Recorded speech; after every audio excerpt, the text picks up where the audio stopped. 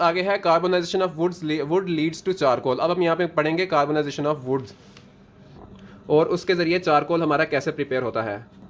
अच्छा, तो इसमें हमारे पास क्या है, carbonation of woods lead to charcoal. इसमें है कि ये हमारा कैसे होता है, परफॉर्म बाय चेयरिंग प्रोसेस, कैसे चेयरिंग प्रोसेस के जरिए हम ये वाला काम करते हैं। और ये होता क्या है हमारा, basically defined as incomplete combustion of organic matter. ठीक है, इसे हम क्या कहते हैं, incomplete combustion of organic matter कहते हैं। चेयरिंग प्रोसेस हमारा क्या है, incomplete combustion of organic matter. इसमें हमने क्या करना है, जो हमारी हीट होगी वो रिमूव करेगी हाइड्रोजन एंड ऑक्सीजन को। क्या करेगी हीट हमारी, रिमूव कर देगी हाइड्रोजन एंड ऑक्सीजन को। कार्बन हमारी पीछे रह जाएगी। ठीक है, हाइड्रोजन ऑक्सीजन रिमूव हो जाएगा तो पीछे हमारे पास क्या होगा, कार्बन पीछे रह जाएगी, कार्बन इज लेफ्ट बिहाइंड। अब ऑर्गेनिक मैटर जो होता है ना, वो हमारा कौन कौन सा इस्तेमाल होता है चेयरिंग प्रोसेस के लिए। हम सिंथेटिक पॉलीमर्स का इस्तेमाल कर सकते हैं, हम वुड का इस्तेमाल कर सकते हैं, हम बायोलॉजिकल टिश्यूज का इस्तेमाल कर सकते हैं। ठीक है, मतलब ये सारे वो ऑर्गेनिक मैटर्स हैं जो हम एज अ वो सोर्स ले सकते हैं, एज अ बायोमास ले सकते हैं चेयरिंग प्रोसेस के लिए। ठीक है, अब यहाँ पे हमने बेसिकली किसको लेना है, हमने यहाँ पे वुड की बात की ना, carbonation of wood leads to charcoal. हमने चारकोल बनाना है, बेसिक हमारा काम है चारकोल बनाना है। तो चारकोल बनाने के लिए हम इन तीन चीज़ों का इस्तेमाल कर सकते हैं। ठीक है, अब हमने कहा कि कार्बोनाइजेशन जो होती है ना, बड़ी इफेक्ट होती है टेम्परेचर से। ठीक है, किससे इफेक्ट होती है ये, टेम्परेचर से। अगर हम वुड की बात करें, हमारी ब्राउनिंग ऑफ वुड जो होती है ना, वो कितने पे हो जाती है, 220 डिग्री से हमारी वुड जो होती है ब्राउनिंग हो जाती है उसकी, और बिकम डीप ब्राउन ब्लैक। और डीप ब्राउन ब्लैक कब होती है, 280 डिग्री सी पे। और अगर हम स्टार्टिंग फ्रॉम 300 डिग्री सी, इसका क्या होगा, low grade charcoal is obtain. यानी 300 डिग्री सी से हमें चारकोल ऑब्टेन होने लग पड़ता है। दोबारा सुने कि हमने क्या करना है, हमारी जो कार्बोनाइजेशन होती है वो टेम्परेचर से इफेक्टेड होती है। हमने जब वुड को बर्न किया ना, तो बर्न करने से हमारे पास जो ब्राउनिंग ऑफ वुड होती है 220 डिग्री सी पे हो रही है। और जो हमारे पास मतलब इनकम्प्लीट कंबस्टन हम करें ना ऑर्गेनिक मैटर की, हीट के जरिए ना, तो हीट के जरिए हम जो इनकम्प्लीट कंबस्टन करें ऑर्गेनिक मैटर की, तो उसमें हमारे पास क्या हो रहा है, हमारे पास जो वुड है वो 220 डिग्री सी पे उसकी ब्राउनिंग स्टार्ट हो जाती है और ये डीप ब्राउन ब्लैक हो जाती है 280 डिग्री सी पे। फिर हमारा स्टार्टिंग फ्रॉम 300 डिग्री सी, यानी 300 डिग्री सी से आगे हमारा चारकोल बनने लग पड़ता है, हमारा लो ग्रेड चारकोल बनने लग पड़ता है। ठीक है, it's brown and soft catches flame at 380 degree C. हमारे पास जो चारकोल बनता है ना 300 डिग्री सी पे, वो क्या होता है, वो ब्राउन होता है और सॉफ्ट होता है। और 380 डिग्री सी पे वो क्या करता है, हमारी फायर कैच करता है वो।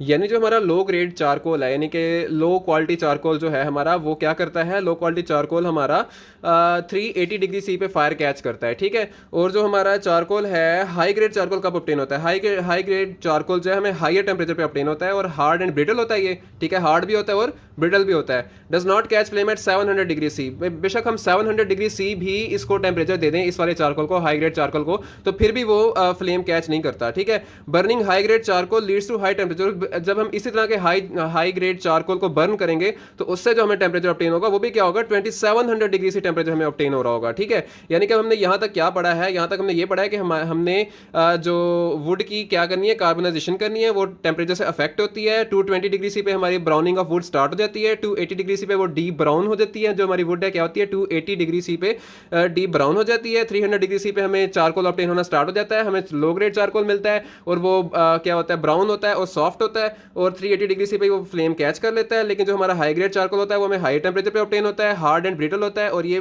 बेशक 700 डिग्री सी पे पहुंचा लो, ये कैच नहीं करता फ्लेम। लेकिन जब हम इसको जलाएंगे तो ये 2700 डिग्री सी तक हमें टेम्परेचर दे सकता है, इतना ज़्यादा हमें टेम्परेचर देता है ये। ठीक है, उसके बाद हम बात करते हैं फॉसिल कोल की।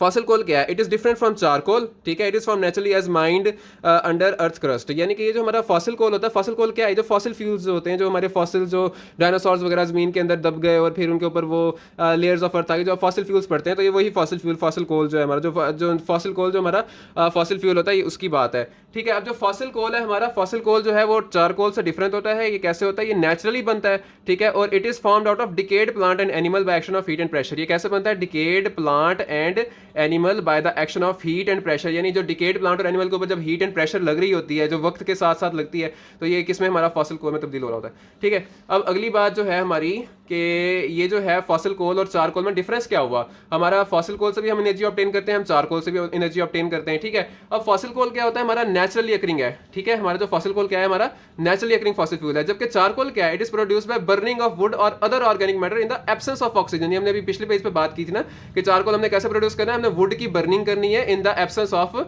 ऑक्सीजन। ठीक है, हमारा जो फॉसिल कोल है वो नेचुरली अकर करता है, जबकि हमारा चारकोल है वो हमारा कैसे आता है, हम बर्निंग करते हैं वुड की इन द एब्सेंस ऑफ ऑक्सीजन। फिर हमारा जो फॉसिल कोल है वो क्या, मिनरल है, जबकि चारकोल हमारा जो है वो मिनरल नहीं है। इसी तरह हमारा जो है जो फॉसिल फ्यूल है, मिलियंस ऑफ ईयर्स लगाता है बनने के लिए। अब देखें ना, डायनासोर वगैरह कब के हैं, उनके ही फॉसिल कोल हम ऑब्टेन करें ना, तो हमारे पास जो चारकोल है, चारकोल जो है वो बहुत शॉर्ट टाइम में हमारा प्रिपेयर हो जाता है। और इसी तरह हमारे पास जो है ये प्रोड्यूसेस लेस हीट, ये कम हीट प्रोड्यूस करता है और it produces more heat, charcoal के जरिए हमें ज्यादा हीट ऑब्टेन हो सकती है, ठीक है। ये लेस क्लीनर है, क्योंकि हमने कहा था कि फॉसिल कोल में हमारे पास क्या ऑब्टेन होती है, हमारे पास पोल्यूटेंट्स आती हैं, लेकिन हमारे पास जो चारकोल है, चारकोल में हमारे पास पोल्यूटेंट्स नहीं आती, कम पोल्यूटेंट्स आती है हमारे पास। ये जो है एज कम्पेयर टू फॉसिल कोल ये हमारा ज्यादा क्लीनर होता है, ठीक है।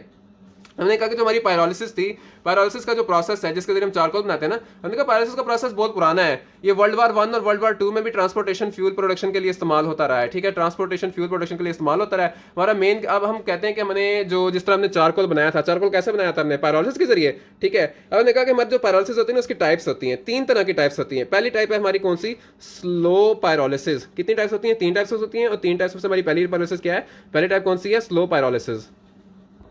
अब देखें कि हमारे पास जो स्लो पायरोलिसिस होती है इसमें क्या होता है, इसमें टाइम रिक्वायर्ड सिर्फ सेवरल डेज, कुछ दिन चाहिए होते हैं। Performed at low temperature, come temperature पर परफॉर्म किया जाता है, अबाउट 500 डिग्री सी पर परफॉर्म किया जाता है।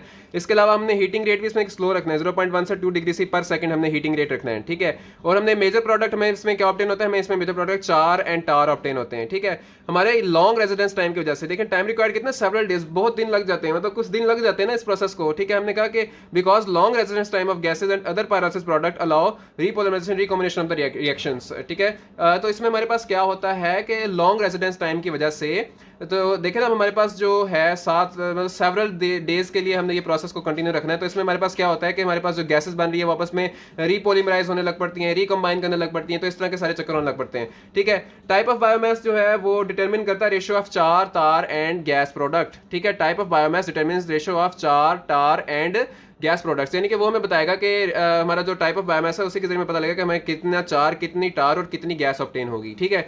ये हो गया हमारा फॉसिल फ्यूल, हो गया स्लो पायरोलिसिस। स्लो पायरोलिसिस में अगली बात यह है कि इसमें हमारा बायोचार प्रोड्यूस होता है। क्या प्रोड्यूस होता है, बायोचार प्रोड्यूस होता है। Biochar is also produce, bio oil and biogas भी हमारी प्रोड्यूस होती है जो हमारे सोर्स ऑफ एनर्जी के तौर पे इस्तेमाल होती है। इसके अलावा हमारे पास एसीटोन, मेथनॉल और एसिटिक एसिड भी प्रोड्यूस होते हैं, ठीक है। हमारे पास अब देखें ओवरऑल स्लो पायरोलिसिस में क्या है, स्लो पायरोलिसिस हमारा जो है वो एक स्लो प्रोसेस है। हमारा स्लो पायरोलिसिस क्या है, हमारा स्लो पायरोलिसिस स्लो प्रोसेस है जिसमें टाइम रिक्वायर्ड सेवरल डेज होता है, टेम्परेचर भी लो होता है, स्लो हीटिंग रेट होता है, चार एंड टार हमारा मेन प्रोडक्ट होते हैं, और रेशियो ऑफ चार टार जो है वो डिपेंड करती है कि हमने कौन सा बायोमास यूज किया है, ठीक है। इसके अलावा हमने क्या करना है, हमारे पास इसमें बायोचार प्रोड्यूस होती है, ठीक है। क्या प्रोड्यूस होती है, इसमें बायोचार प्रोड्यूस होती है, और बायो ऑयल एंड बायोगैस भी प्रोड्यूस होती है। इसके अलावा acetone, methanol and acetic acid भी प्रोड्यूस होता है हमारे पास। अब जो हमारा सेकंड टाइप ऑफ पायरोलिसिस है वो कौन सी है, वो है फ्लैश पायरोलिसिस। फ्लैश पायरोलिसिस में हमारे क्या है, ये फास्ट हीटिंग रेट होता है, इसमें देखो 2500 पर सेकंड होता है। पिछली बार हमारा कितना था, 0.1 से 2 था। इस दफा हमारा हीटिंग रेट क्या है, 2500 डिग्री सी पर सेकंड, ठीक है। Whole process can be finished in 0.1 to 0.5 second. पिछला प्रोसेस हमारा कितने दिन ले रहा था, सेवरल डेज, जबकि फ्लैश पायरोलिसिस कितने टाइम में होती है, 0.1 से 0.5 सेकंड में कंप्लीट हो जाती है। इसमें हमने टेम्परेचर को मॉडरेट करना है, ठीक है। 400 to 600 degree C may reach 1000 degree C. अगर हम मॉडरेट टेम्परेचर से भी इसे हम कैरी आउट कर सकते हैं, यानी 400 टू 600 डिग्री सी। लेकिन हम हमारा जो है ये जो हम 460 डिग्री सी, 600 डिग्री सी का जो टेम्परेचर कर रहे हैं ना, ये 1000 डिग्री सी तक भी पहुंच सकता है मॉडरेट रेंज में, ठीक है। एंड कैरेक्टराइज फ्लैश पायरोलिसिस, तो यही चीजें जो कैरेक्टराइज करती हैं फ्लैश पायरोलिसिस को, यानी हम इसका बहुत ज्यादा टेम्परेचर भी रख सकते हैं, हम इसमें 400 टू 600 टू 1000 टेम्परेचर भी रख सकते हैं, 1000 डिग्री सी, तो वो हमारा मॉडरेट टेम्परेचर होती है, मॉडरेट टेम्परेचर होती है फ्लैश पायरोलिसिस की, ठीक है। अब मेजर प्रोडक्ट इसमें हमारा क्या होता है, मेजर प्रोडक्ट इसमें हमारा होता है liquid phase, that is bio oil. हमारे यहाँ पे मेजर प्रोडक्ट क्या है, बायो ऑयल है। और टाइप ऑफ बायोमास हमारा इसमें जो है वो भी डिटरमिन करता है। हमने पिछली दफा बात की कि हमारा टाइप ऑफ जो है बायोमास डिटरमिन करा था ना, रेशियो ऑफ चार टार, तो इसमें भी हमारा टाइप ऑफ बायोमास डिटरमिन करता है ratio of solid, liquid and gaseous product, ठीक है। अगली जो है हमारी फ्लैश पायरोलिसिस के बाद जो आखिरी पायरोलिसिस की टाइप होती है वो होती है फास्ट पायरोलिसिस। ये क्या है, relatively close to flash pyrolysis but conducted at slower heating rate. ये मतलब फ्लैश पायरोलिसिस जैसी क्लोज होती है इसके, लेकिन इसके स्लोइंग, इसका हीटिंग रेट क्या होता है, स्लो होता है। उसमें हमारे पास मेजर प्रोडक्ट क्या होते हैं, लिक्विड एंड गैसियस फेज, ठीक है। हमारे यहाँ पे बायो ऑयल और बायोगैस जो होते हैं वो हमारा मेन प्रोडक्ट होते हैं। जबकि हमने फ्लैश पायरोलिसिस में क्या पढ़ा था, हमारा मेजर प्रोडक्ट क्या होता है, लिक्विड फेज होता है, दैट इज बायो ऑयल। जबकि हमारा जो फास्ट पायरोलिसिस है इसमें हमारा मेजर प्रोडक्ट क्या होता है, लिक्विड एंड गैसियस फेज, यानी गैसियस फेज के भी इसमें मेजर प्रोडक्ट में हमारा आ जाता है। और हमारा जो फास्ट पायरोलिसिस होती है इसमें हम हाई हीटिंग रेट देते हैं, कितना देते हैं, 10 to 200 degree C per second. अब हम कंपेयर करते हैं कि जो हमारी स्लो पायरोलिसिस थी उसमें क्या था, उसमें हमने हीटिंग रेट कितना रखा था, स्लो पायरोलिसिस में हीटिंग रेट रखा था 0.1 to 2 degree C per second, ठीक है। फ्लैश पायरोलिसिस में कितना रखा था, 2500 डिग्री सी पर सेकंड। इसी तरह फास्ट पायरोलिसिस में कितना रखा है, greater than 10 to 200 degree C per second. और इसमें हमारा जो रेजिडेंस टाइम है वो क्या होता है, शॉर्ट ही होता है, 0.5 से 10 सेकंड तक होता है, completely less than 2 second. Typically जो हम होता है ना, मतलब लेस देन 2 सेकंड ही रखते हैं इसका वो जो होता है रेजिडेंस टाइम। इसके अलावा हमारे पास जो बायो ऑयल होता है, बायो ऑयल यील्ड हमें कितनी मिलती है, 50 to 7 वेट% में बायो ऑयल मिलता है यहाँ पे। वेयर एज फ्लैश पायरोलिसिस की बात करें, ठीक है, फास्ट पायरोलिसिस में कितना मिलता है, 50 to 70 वेट% मिलती है इसमें। जबकि हम फ्लैश पायरोलिसिस की बात करें तो फ्लैश पायरोलिसिस में हमें क्या मिलता है, हैज़ हायर हीटिंग रेट्स, ठीक है। अब हम फ्लैश पायरोलिसिस फास्ट से कंपेयर करें तो हमारे पास वहाँ पे फ्लैश पायरोलिसिस का हीटिंग रेट ज्यादा होता है ना, देखिए 2500 डिग्री सी। इसका रेजिडेंस टाइम भी शॉर्टर होता है, हमने कहा था इसका रेजिडेंस टाइम कितना है, 0.1 to 0.5। तो हमने कहा फ्लैश पायरोलिसिस का रेजिडेंस टाइम भी क्या होता है, शॉर्टर होता है रेजिडेंस टाइम भी, ठीक है। अगली बात हमने क्या करना है, वेरी हाई बायोगैस यील्ड। यहाँ पे हमारे पास जो है फास्ट पायरोलिसिस में हमारी बायोगैस यील्ड थी 50 to 70, लेकिन हमारे पास फ्लैश पायरोलिसिस में बहुत ज्यादा हाई बायो ऑयल यील्ड आती है। कितनी आती है, 75 to 80 वेट% की यील्ड आती है।